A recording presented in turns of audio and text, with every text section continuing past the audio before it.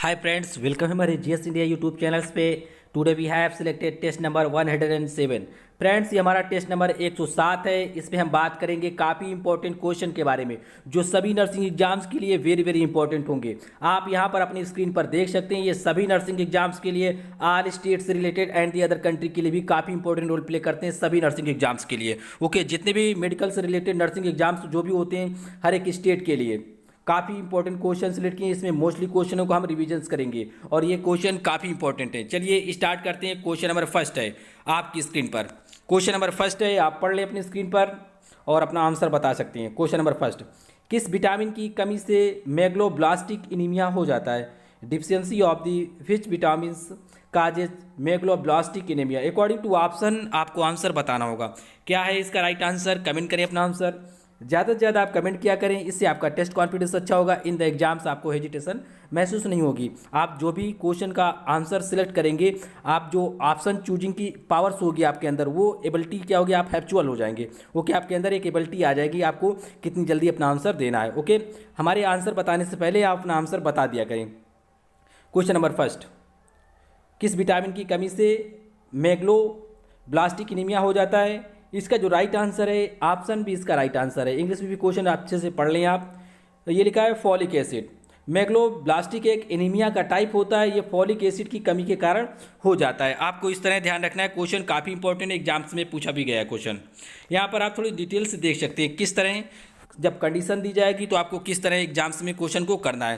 ठीक है, वैसे तो मेगलोब्लास्टिक एनीमिया जो होता है वो फॉलिक एसिड की कमी से होता है। बाय द वे, ये दोनों विटामिन होते हैं जिसकी वजह से ये एनीमिया होता है। एनीमिया इसकी वजह से भी होता है और इसकी वजह से भी होता है। फॉलिक एसिड भी, विटामिन B12। ओके, जब भी आपको ऑप्शन में बोथ दिया जाए तो राइट आंसर होगा बोथ वाला। सिंगल सिंगल दिए जाए तब भी सिंगल वाला आंसर हो जाएगा। ओके, मोस्टली जब ये दोनों दे दिए जाए, ऑप्शन डी में बोथ ना दिया जाए, तब आपका आंसर राइट आंसर जो एग्जैक्ट आंसर होगा वो फॉलिक एसिड होगा। उम्मीद करता हूँ आप समझे होंगे। थोड़ा जिस हिसाब से हमने कंडीशन बताई आपको ध्यान रखना है। जो मेगलोब्लास्टिक एनीमिया होता है वो फॉलिक एसिड की कमी से जनरली होता है। ठीक है, जब दोनों दिए जाए, ऑप्शन में बोथ लिखा जाए, तब आंसर में दोनों सही होंगे। ठीक है, लेकिन अगर बोथ ना दिया जाए तो आंसर में इसकी प्रोबेबिलिटी ये सही होगा। 100% फॉलिक एसिड राइट आंसर माना जाएगा। ओके, आपको इस तरह ध्यान रखना है। इसी की वजह से क्या होता है, मेगलोब्लास्टिक एनीमिया हो जाता है। एक क्वेश्चन और बनता है एग्जाम्स में, उसे समझे थोड़ा सा। एक क्वेश्चन बनता है, परनीशियम एनीमिया किसकी वजह से होता है या किसकी कमी से होता है? तो आपको ध्यान रखना है, तब उसका राइट आंसर विटामिन B12 होगा। अगर लिखना चाहें तो आप लिख सकते हैं परनीशियम एनीमिया। ये एग्जाम्स में पूछा गया क्वेश्चन है। ठीक है, परनीशियम एनीमिया जो होता है वो किसकी कमी के कारण होता है? विटामिन B12 की कमी के कारण होता है। वैसे इन फॉलिक एसिड और विटामिन B12 की कमी कारण एनीमिया होता ही है। ठीक है, एनीमिया का क्या मतलब होता है? रक्त में क्या हो, ब्लड की कमी हो जाती है बॉडी में। ओके, ये एनीमिया का मतलब होता है। The leading causes of the vitamin B12 the deficiency the pernicious anaemia. ये देखो यहाँ पर मेंशन भी है। ओके, विटामिन B12 की कमी से कारण क्या होता है? परनीशियस एनीमिया हो जाता है। आप इसे लिख भी सकते हैं, लेकिन जब मेगलोब्लास्टिक एनीमिया पूछा जाएगा, ऑप्शन में विटामिन B12 नहीं होगा या बोथ वाला नहीं होगा, तो आंसर राइट 100% फॉलिक एसिड माना जाएगा। ठीक है, आप इसी को प्रोबेबिलिटी दें, इसी की प्राथमिकता देंगे। ठीक है, फॉलिक एसिड के। और फॉलिक एसिड को विटामिन B9 भी कहा जाता है। क्या कहा जाता है? विटामिन B9 के नाम से भी जाना जाता है। और इसे फोलासिन के नाम से भी पुकारा जाता है। किसे? विटामिन B9 को। फोलासिन के नाम से किसे जाना जाता है? विटामिन B9 को। और इसे फॉलिक एसिड भी कहा जाता है। ओके, जो परनीशियम एनीमिया पूछा जाएगा तब आपका आंसर होगा विटामिन B12 की कमी कारण हो जाता है। ये कई बार एग्जाम्स में पूछा जा चुका है कि जो परनीशियस एनीमिया होता है ये किसकी कमी कारण होता है? तो राइट आंसर होता है विटामिन B12 की कमी कारण होता है। ये लिखा है caused by the autoimmune destruction of the gastric parietal cells and the excess the cell the turn over increase the demand of the malabsorption are the poor diet में the cause of the folate deficiency.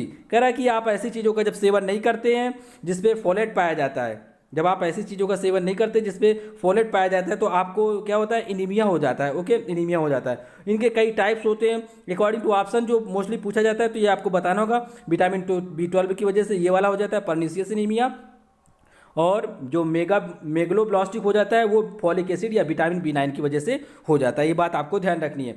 Folate वाले जो substance से ये क्या होते हैं, जैसे कि काजू हो गया, बादाम हो गया, और भी ग्रेन्स हो गए, अनाज हो गया, पूरे मतलब होल ग्रेन्स होते हैं, उसमें क्या होता है, ये फॉलेट पाए जाते हैं। ठीक है, अगर इसकी कमी हो जाएगी तो क्या होगा, एनीमिया हो जाता है। ओके, क्वेश्चन नंबर है 2। क्वेश्चन नंबर 2 पढ़ें जल्दी से, अपना आंसर बताएं। ऑपरेशन से बच्चा होने के बाद स्तनपान कितने समय बाद प्रारंभ कर देना चाहिए? How soon after the breast feeding should the baby start from the operation? Right answer होगा ऑप्शन 3, 4 घंटे के बाद क्या होता है, शुरू कर देना चाहिए। ओके, नेक्स्ट क्वेश्चन पे चलते, क्वेश्चन नंबर 3। क्वेश्चन नंबर 3 आप पढ़ लें अपनी स्क्रीन पर, अपना आंसर बताएं जल्दी से। क्वेश्चन नंबर 3, क्वेश्चन नंबर 3 पे दिया गया, निम्न में से कौन सा विटामिन खाना बनाते समय नष्ट हो जाता है? काफ़ी सिंपल क्वेश्चन है लेकिन काफ़ी इंपॉर्टेंट है। इसका जो राइट आंसर होगा ऑप्शन सी होगा, विटामिन सी। ठीक है, खाना बनाते समय या कुकिंग करते समय कौन सा विटामिन नष्ट हो जाता है? Which of the following the vitamin is destroyed during the cooking? Vitamin C. Okay, next question पे चलते हैं। क्वेश्चन नंबर हमारा 4 पढ़ लें आप, अपना आंसर बताएं। पिछले वीडियो को बहुत सारे क्वेश्चन मिलेंगे आपको यहाँ पर, ताकि आपका रिवीजन हो जाए। ओके, क्वेश्चन नंबर 4, फोटोथेरेपी किस रोग की चिकित्सा है? Phototherapy is the treatment of the which disease? Right answer क्या होगा? राइट आंसर ऑप्शन ए होगा, जॉन्डिस या पीलिया। फोटोथेरेपी जो की जाती है वो किस रोग में की जाती है? आपका जो राइट आंसर होगा पीलिया, या हिंदी इंग्लिश में कहते हैं जॉन्डिस। ओके, यहाँ पर आप देख सकते हैं phototherapy is the use of the visual light. इस पर लाइट का यूज किया जाता है, ब्लू और व्हाइट लाइट का यूज किया जाता है। ओके, जॉन्डिस का इलाज किया जाता है इन द न्यूनेटल पीरियड, जब ये बच्चों में किया जाता है मोस्टली। ठीक है, न्यूनेटल पीरियड में। ओके, नेक्स्ट क्वेश्चन है क्वेश्चन नंबर 5, पढ़ लें आप जल्दी से, आंसर बताएं। क्वेश्चन नंबर 5 पे दिया गया, निम्न में से विटामिन सी का सबसे प्रचुर स्रोत कौन सा है? अकॉर्डिंग टू ऑप्शन आपको बताना है जो मोस्ट एप्रोप्रिएट आंसर इसका। Which of the following is the most abundant source of the vitamin सी?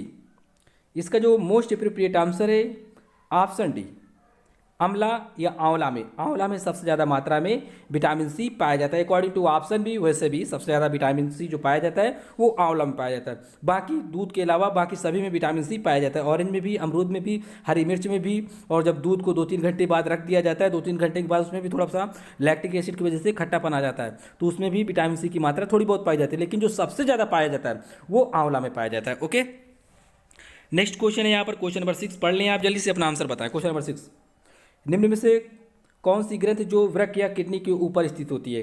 कई बार बताया है, राइट आंसर क्या होगा? ऑप्शन सी इसका राइट आंसर होगा, एडिनल ग्लैंड। एडिनल ग्लैंड क्या होती है? हमारी किडनी के ऊपर स्थित होती है, वृक्क के ऊपर स्थित होती है। ओके, काफ़ी इंपॉर्टेंट क्वेश्चन है, मोस्टली एग्जाम्स में पूछा जाता है। ये आपकी दोनों ओर 2 किडनियाँ होती हैं, इस पर क्या होते हैं, ट्रायंगुलर शेप में होती है। क्या?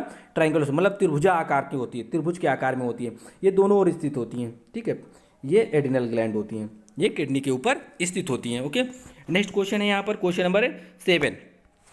क्वेश्चन नंबर 7 पे दिया गया है, स्त्रियों में बालों का असमान रूप से उगना किस रोग में पाया जाता है? In which form is the hair grow unevenly in women? According to option क्या होगा इसका right answer? Right answer option D होगा इसका, कुशिंग सिंड्रोम। कुशिंग सिंड्रोम में क्या होता है, स्त्रियों में बाल क्या होता है, सामान्य से जब ज़्यादा बढ़ेंगे बाल या उगेंगे उसे असामान्य कहा जाता है। ठीक है, उसे असामान्य कहा जाता है या एबनॉर्मल कहा जाएगा। तो वैसे तो बाल सभी के उगते हैं, लेकिन क्या होता है, सामान्य से ज़्यादा जब स्त्रियों में बाल उनके चेहरे पे या फेस पे आने लगते हैं तो इसे ये कुशिंग सिंड्रोम की वजह से ऐसा होता है। ओके, और भी कई पार्ट्स में उनके बाल उगने लगते हैं काफ़ी ज़्यादा मात्रा में। यहाँ पर नेक्स्ट पॉइंट मेंशन है, पढ़ लें आप अच्छे से। The most common causes is the use of the steroid drug.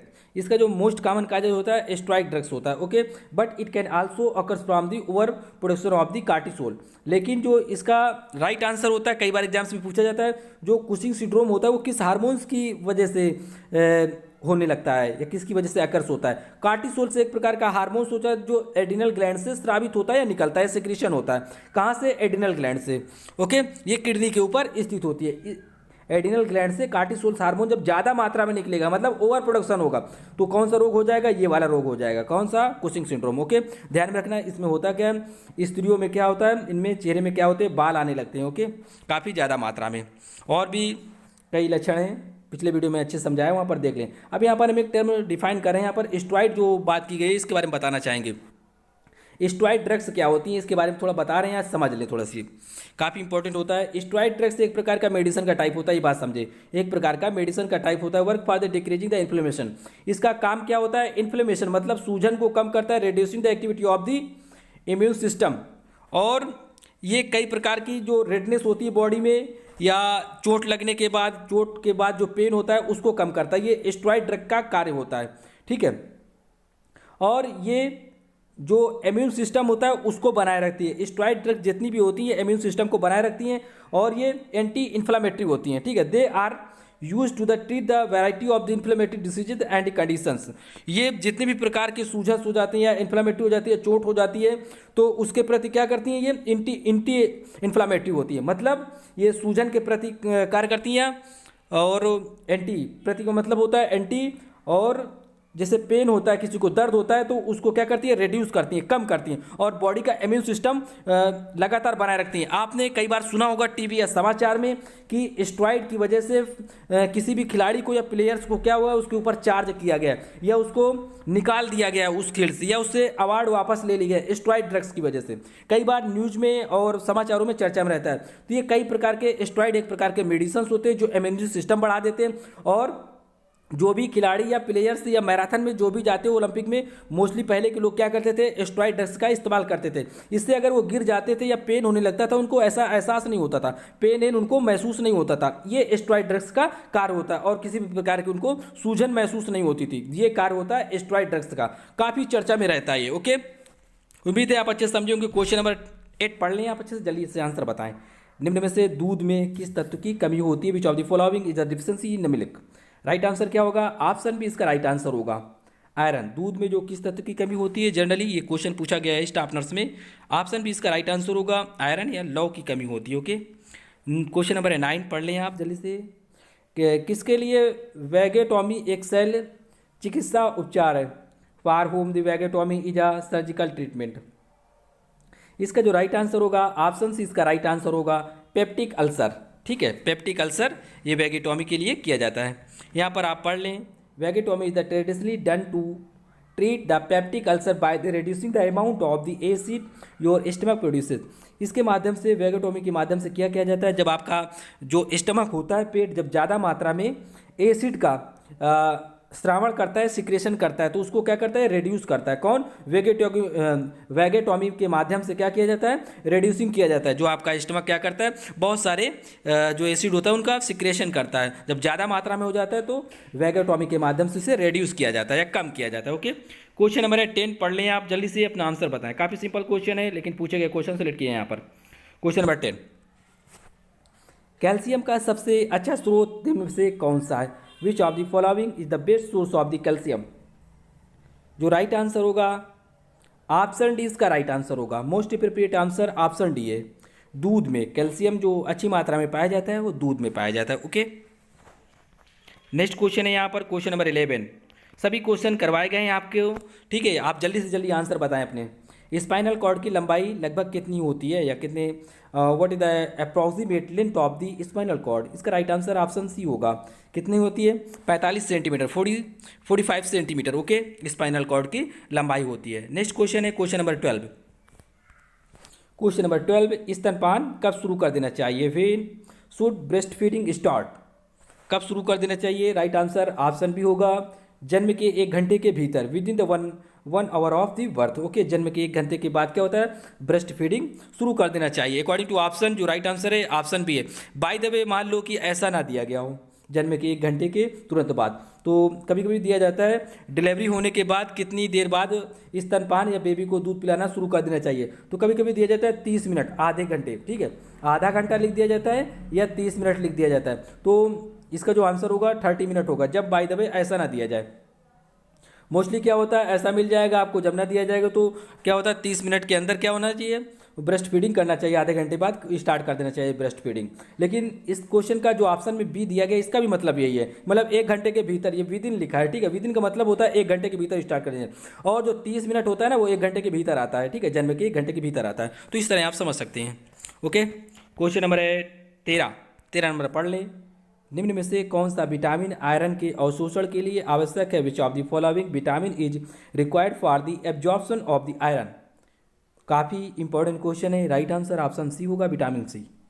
ठीक है, आयरन के अवशोषण के लिए या आयरन के अवशोषण को जो बढ़ावा देता है वो विटामिन कौन सा होता है? विटामिन सी होता है। जो आप आयरन इनटेक करते हैं या लेते हैं, इसको जो ऑब्जर्शन करता है, मतलब अवशोषण करता है बॉडी में, ये पचाता है, तो उस किसका कार्य होता है? वो विटामिन सी का कार्य होता है। ओके, तो आपको आयरन वाले सब्सटेंसेस लेने के अलावा भी विटामिन सी भी पर्याप्त मात्रा में लेनी चाहिए। ओके, क्वेश्चन है यहाँ पर 14, पढ़ लें आप जल्दी से, आंसर बताएं।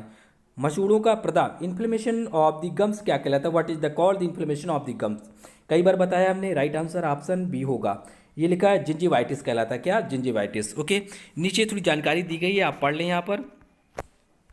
जिंजिवाइटिस का मतलब होता है गम में इन्फ्लेमेशन आना। इन्फ्लेमेशन का मतलब होता है सूजन आ जाना। ओके, यहाँ पर कुछ सिम्टम्स दिए गए हैं, ये देख लें आप। यहाँ पर टेंडर हो जाता है, ब्लीडिंग होने लगती है इजीली, ये सिम्टम्स होते हैं किसके? जिंजिवाइटिस के।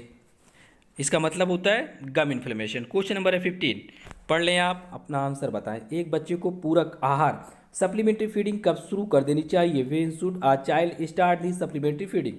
अकॉर्डिंग टू ऑप्शन क्या मोस्ट अप्रोप्रिएट आंसर है, ये आपको बताना है। यहाँ पर जो मोस्ट अप्रोप्रिएट आंसर है अकॉर्डिंग टू ऑप्शन, क्या आप बताना चाहेंगे? राइट आंसर ऑप्शन सी है यहाँ पर। ठीक है, 4 से 6 महीने के बाद क्या होना चाहिए? ब्रेस्ट फीडिंग या सप्लीमेंट्री फीडिंग शुरू कर देना चाहिए। एक बात ध्यान रखिए, हमेशा मैं बताता हूँ आपको, अकॉर्डिंग टू ऑप्शन आप हमेशा ऑप्शन को फाइंड किया करें।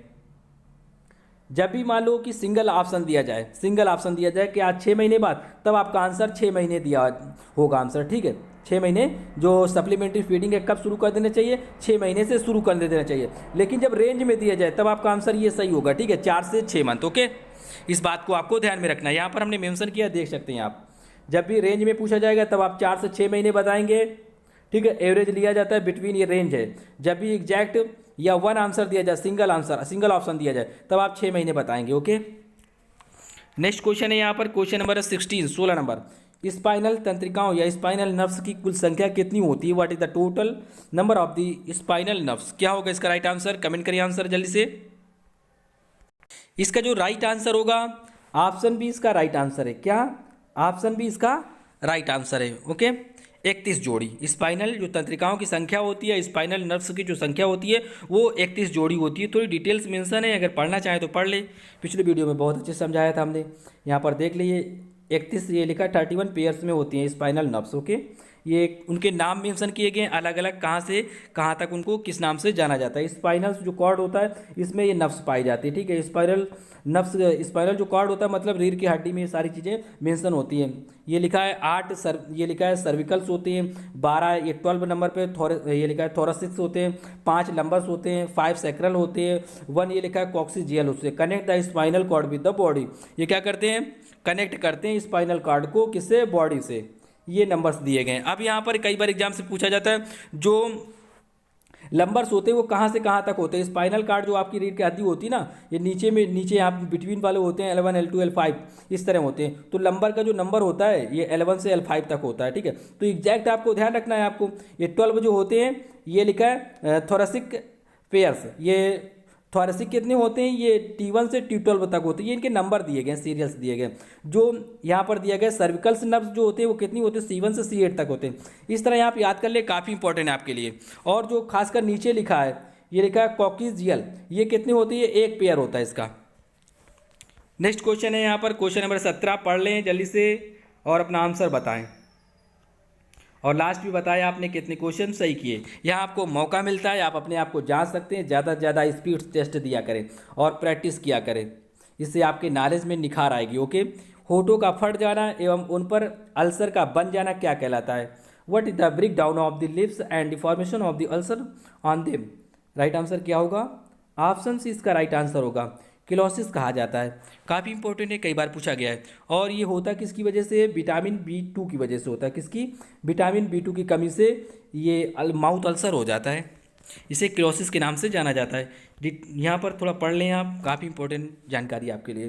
कभी कभी नहीं दिया जाता विटामिन B2, तो राइबोफ्लाविन की वजह से ये किलोसिस डिसीज हो जाती है। होता क्या है? इस तरह भी पूछा जाता है एंगुलर जो किलोसिस हो जाता है वो किस विटामिन की कमी से हो जाता है, तो आप बताएंगे ये एंगुलर जो किलोसिस हो जाता है ये राइबोफ्लोविन या विटामिन बी टू की कमी से हो जाता है। फिर पूछा जाता है एंगुलर एस्टोमेटेटिस माइटाइटिस जो हो जाता है वो किसकी वजह से होता है, विटामिन बी टू की वजह से होता है। ठीक है, किलोसिस का मतलब क्या होता है अब ये समझ लें। सूजन आ जाती है, ये जो मुंह होता है यहाँ पर ये कट जाते हैं कॉर्नर, इस पर सूजन आ जाती है और लिप्स फूल जाते हैं और क्रैक हो जाते हैं, मतलब इनमें क्या होती है दरारें से पड़ जाती हैं, ओके, क्रैक्ड हो जाती हैं, यहाँ पर कटने लगता है, इसे क्लोसिस कहा जाता है। उम्मीद है आप अच्छे समझे होंगे।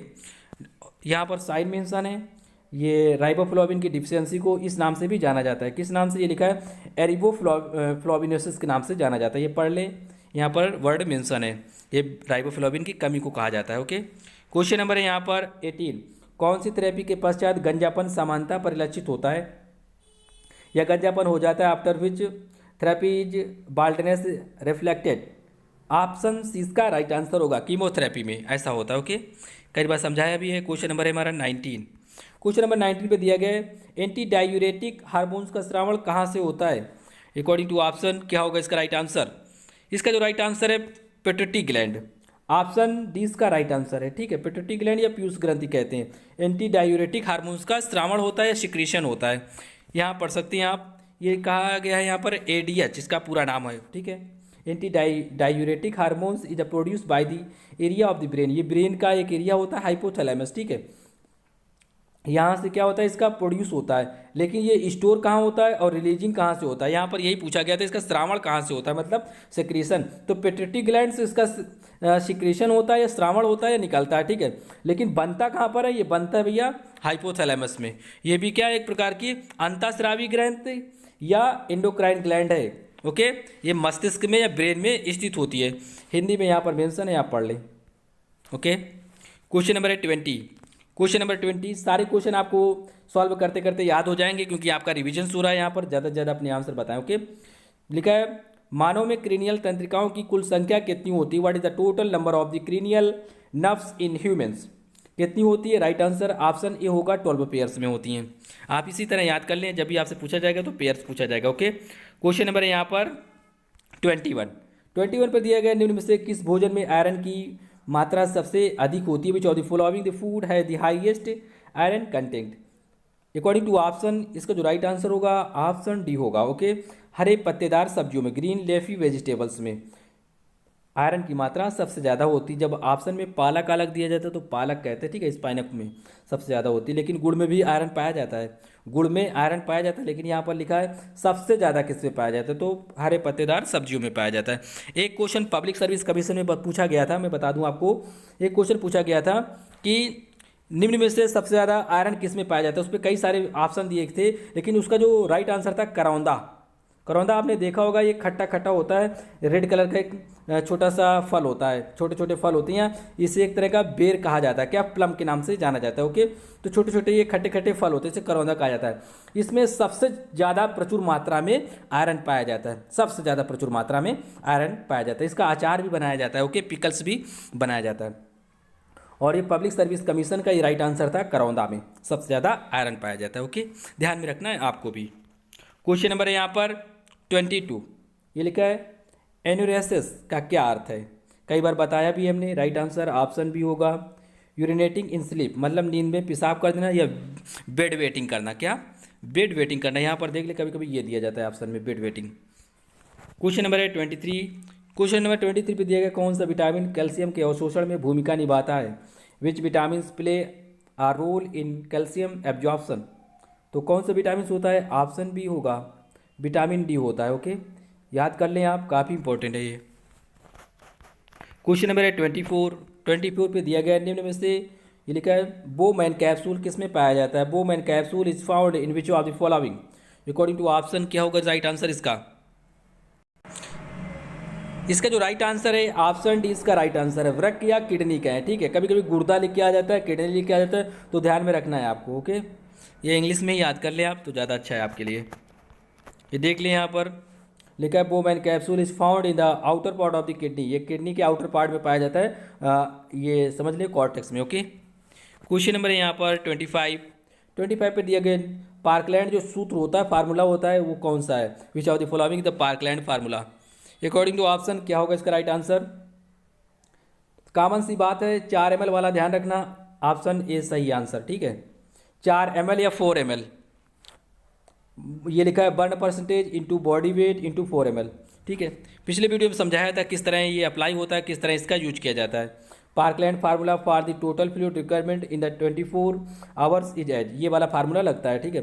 4 ml आपको ध्यान में रखना है, मोस्टली यहाँ से क्रैश हो जाता है, आप इजीली फाइंड कर लेंगे। 4 ml उसके साथ मल्टीप्लाई में होगा। टीबी ऐसे का मतलब होता है टोटल बॉडी सरफेस एरिया, या बर्न प्रतिशत लिखा होगा या तो ये लिखा होगा, दोनों में से कोई एक लिख दिया। हमने दोनों मेंशन किए हैं, और जिस तरह मैंने फार्मूला बताया इसी तरह आपको याद रखना है ऊपर वाला, ठीक है। इंटू ये बॉडी वेट किस में होगा, केजी में होगा, ना कि ग्राम में। फिर नेक्स्ट पॉइंट पे दिया गया 50% जो इसका जो फ्लूइड होता है ना वो 8 घंटे में दे देते, जो 16 घंटे बचते हैं 50% बाद में दिया जाता है, ओके। नेक्स्ट क्वेश्चन है यहाँ पर, जो जले वाले पेशेंट होते हैं, बर्न पेशेंट को दिया जाता है ऐसा, ओके। क्वेश्चन नंबर 26, लड़कियों में स्तन अंकुर ब्रेस्ट बड्स के प्रकट होने की घटना क्या कहलाती है? What is the occurrence of the appearance of breast buds in girls? इसका राइट आंसर क्या होगा? ऑप्शन बी, ये MPNHM में पूछा गया था, CHO में, और भी कई एग्जाम्स में पूछा जा चुका है कि लड़कियों में जो स्तन अंकुर के प्रकट होने की घटना क्या कहलाती है? थिलार्चे कहा जाता है, इंग्लिश में यहाँ पर मेंशन है स्पेलिंग, ऑप्शन बी इसका राइट आंसर है। नेक्स्ट क्वेश्चन है यहाँ पर 27, शरीर का तापमान पता करने के लिए सबसे उपयुक्त मोस्ट रिलायबल मेथड या विधि कौन सी है? Which are the following the most reliable method to know body temperature? क्या होगा इसका राइट आंसर? ऑप्शन सी इसका राइट आंसर है, बाय रेक्टम या मलाशय के उधर, ऑप्शन सी इसका राइट आंसर है। मोस्टली पूछा जाता है एग्जाम्स में कई बार। क्वेश्चन नंबर यहाँ पर 28 पढ़ ले, काफ़ी सिंपल क्वेश्चन है, कई बार बताया भी हमने और आपको भी याद होगा ये। लेबेक्टोमी किस अंग के कैंसर का उपचार है? Lobectomy is the treatment of which organ cancer? इसका जो राइट आंसर है ऑप्शन सी, लंग्स का। किसका? लंग्स का। यहाँ पर आप देख लें, यहाँ पर दिया गया lobectomy is the most common way to treat the lung cancer, फेफड़ों से संबंधित है लोबेक्टोमी, ओके। लोबेक्टोमी में कैंसर, लंग कैंसर का इलाज किया जाता है। क्वेश्चन पढ़ ले 29, बच्चों में ड्रग्स की डोज किसके हिसाब से कैलकुलेट करनी चाहिए? अकॉर्डिंग टू ऑप्शन बताएं आप answer. According to which dose should be calculate in the children? इसका जो राइट आंसर होगा ऑप्शन सी इसका राइट आंसर है। ऑप्शन सी, वेट के हिसाब से या वजन के हिसाब से इसे काउंट करना चाहिए। बच्चों में जो ड्रग्स दी जाती है, दवा दी जाती है, वो उनके वेट के हिसाब से दी जाती है। थोड़ी जानकारी मेंशन है, पढ़ लें यहाँ पर। ये most drugs children's dose according to the body weight, उनके बॉडी वेट के हिसाब से दी जाती है। कितने mg दी जाएगी, कितने kg के बालक को, ठीक है। जैसे 10 kg का बालक है तो उसे कितने mg का डोज देना चाहिए, इस हिसाब से ये डोज दिए जाते हैं। और यहाँ पर लिखा है BSA के माध्यम से, कभी कभी ये मेंशन कर दिया जाता है, या उनके वेट के हिसाब से ये लिखा है body surface area, body surface area के हिसाब से उनको मेडिसिन दी जाती है mg में, मिलीग्राम्स में, कि उनको कितने mg देना चाहिए बच्चों को। क्वेश्चन नंबर है यहाँ पर 30, काफ़ी अच्छा क्वेश्चन है, सिंपल क्वेश्चन है। 30 नंबर, फ्लैक्स साइन किस रोग का सूचक है? जल्दी से बताएं आंसर। ऑप्शन सी इसका राइट आंसर है, क्वेश्चरकर। फ्लैक्स साइन किस रोग का सूचक है? क्वेश्चरकर। कई बार बताया है, बच्चों के बाल क्या होते हैं, झंडा कलर हो जाता है। फ्लैक्स साइन का मतलब होता है झंडा कलर। झंडा कलर कैसा होता है? तिरंगा नहीं बन जाता है, इसका मतलब ये होता है यहाँ पर हल्के से सुनहले बाल हो जाते हैं, गोल्डन कलर के, कुछ ब्राउन होते हैं, कुछ व्हाइट टाइप ऐसे हो जाते हैं बाल, ठीक है। और ये खड़े खड़े बाल रहते हैं, इसे झंडा साइन कहा जाता है, फ्लैक्स साइन कहा जाता है। ये क्वेश्चरकर कमी को इंगित करता है, इंडिकेट करता है, ओके। और ये क्वेश्चरकर किसकी कमी से होता है? प्रोटीन की कमी से होता है। किसकी कमी से? प्रोटीन की कमी से। आपको कमेंट बॉक्स में बताना होगा प्रोटीन प्लस कार्बोहाइड्रेट की कमी से कौन सी डिसीज होती है, ओके। प्रोटीन प्लस कार्बोहाइड्रेट की कमी से कौन सी डिसीज होती है? अकॉर्डिंग टू ऑप्शन, जो ऑप्शन 30 पे मेंशन है, इसी को आपको बताना है, इसी में आंसर दिया गया है उसका, ठीक है। प्रोटीन प्लस कार्बोहाइड्रेट की कमी से या प्रोटीन प्लस एनर्जी की कमी से कौन सी बीमारी हो जाती है, आपको कमेंट बॉक्स में बताना है। ये जो ऑप्शन दिए गए ना 30 में, इसी में आंसर दिया गया उसका, बताएं, क्योंकि ये पब्लिक सर्विस कमीशन में पूछा गया और भी कई एग्जाम्स में पूछा जा चुका है। क्वेश्चन नंबर 31, डीपीटी की जो बूस्टर खुराक है कब दी जाती है? फिर is the booster dose of the DPT applied? इसका राइट आंसर ऑप्शन डी है, 16 से 24 महीने पर, ओके।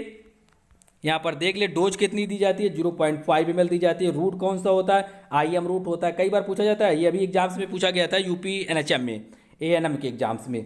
कौन से रूट से दिया जाता है डीपीटी? ये आईएम मतलब इंट्रामस्कुलर रूट के माध्यम से दिया जाता है।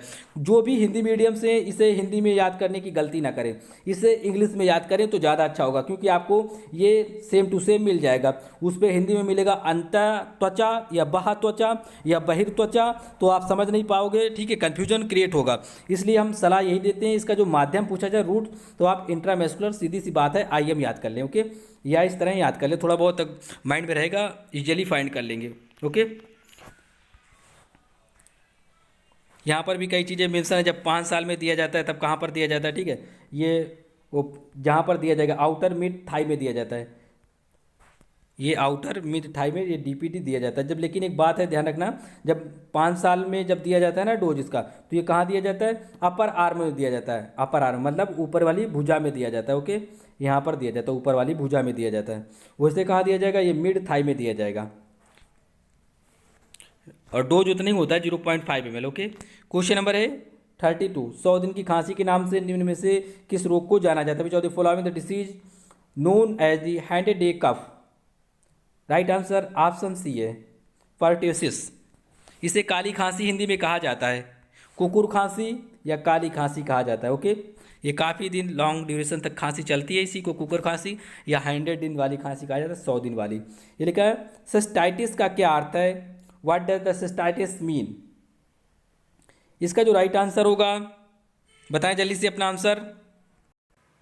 ऑप्शन ए इसका राइट आंसर है, ब्लडर इन्फ्लेमेशन, मूत्राशय का प्रदा। प्रदा मतलब होता है इन्फ्लेमेशन, इंग्लिश में समझ लें यहाँ से। ओके, पढ़ लें यहाँ पर, ये लिखा है cystitis inflammation is inflammation of the bladder usually caused by the bladder infection. It is the commonly type of the particular in the women's. ये क्या होता है? मोस्टली क्या होता है? महिलाओं में हो जाता है। किसमें? महिलाओं में। यूरिनरी ट्रैक्ट यूटीआई ये किसमें होता है? महिलाओं में हो जाता है। इसमें होता क्या है? ये जो ब्लडर होता है इस पर सूजन आ जाती है। नेक्स्ट क्वेश्चन है यहाँ पर, क्वेश्चन नंबर 34। 34 पे दिया गया है मूत्र मार्ग व मूत्राशय की आंतरिक सतह को देखने हेतु कौन सी प्रक्रिया होती है? Which process is done to see the internal surface of the urethra and the bladder? इसका जो राइट आंसर है ऑप्शन ए है, सिस्टोस्कोप। सिस्टोस्कोप का यूज किया जाता है। क्वेश्चन पढ़ लें आप अच्छे से, यहाँ पर भी देख लें आप। Cystoscope is a procedure to let the health care provider view to the urinary tract, particular the bladder देखा जाता है, यूरेथ्रा देखा जाता है, ओपनिंग टू द यूरेटर्स। ये सारी चीज़ों की जांच की जाती है किसके माध्यम से? सिस्टोस्कोपी के माध्यम से या सिस्टोस्कोप। क्वेश्चन नंबर है यहाँ पर 12, काफ़ी सिंपल है, बताएं जल्दी से आंसर अपना। Question number 12। क्वेश्चन नंबर 12 पे पूछा गया है विटामिन B12 का रासायनिक नाम क्या है? What is the chemical name of the vitamin B12? Right answer option D है इसका, साइनोकोबालामिन होता है। क्या? साइनोकोबालामिन। इसकी वजह से होता क्या है? इनीमिया हो जाता है। क्या? इनीमिया। अगर आपसे पूछा जाए कौन सा इनीमिया, तब आप बताएंगे परनीसियस इनीमिया हो जाता है। कौन सा? Pernicious anaemia. ओके,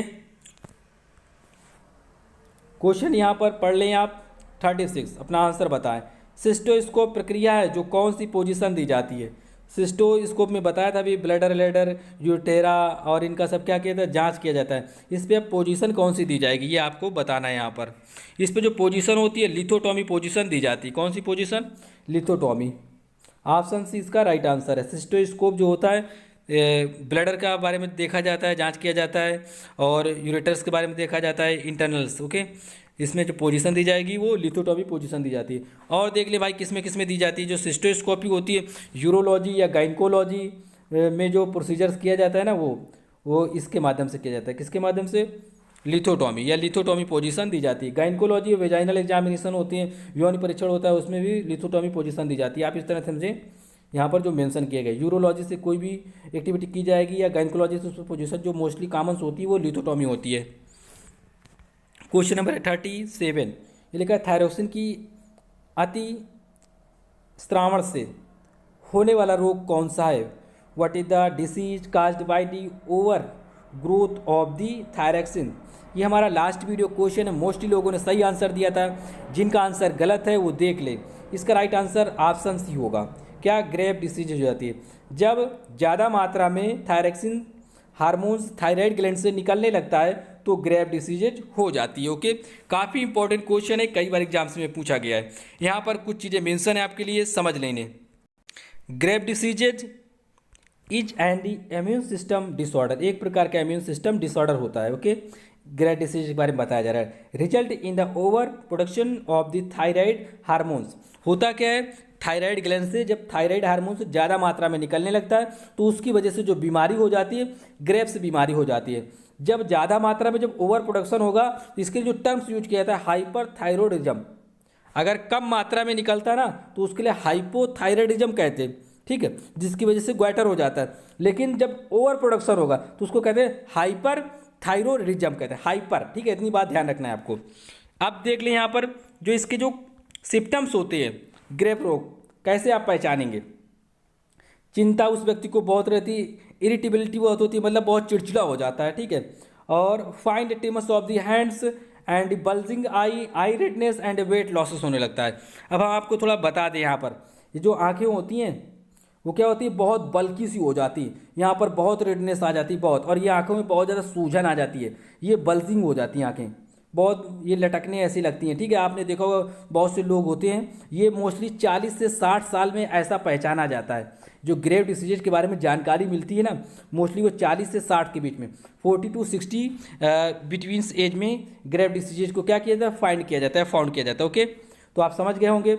आंखें होती हैं, आंखें क्या होती है, यहाँ से बहुत ज़्यादा क्या होता है, हैंगिंग करने लगती, लटकने लगती, और यहाँ पर बहुत रेडनेस आ जाती, बहुत ज़्यादा मात्रा में रेडनेस आ जाती, और आंखें सूजी लगती, मतलब फूली सी लगती, मतलब इन्फ्लेमेशन से आपको यहाँ पर दिखाई देगा कि उनकी आंखों में क्या हो गया, सूजन है।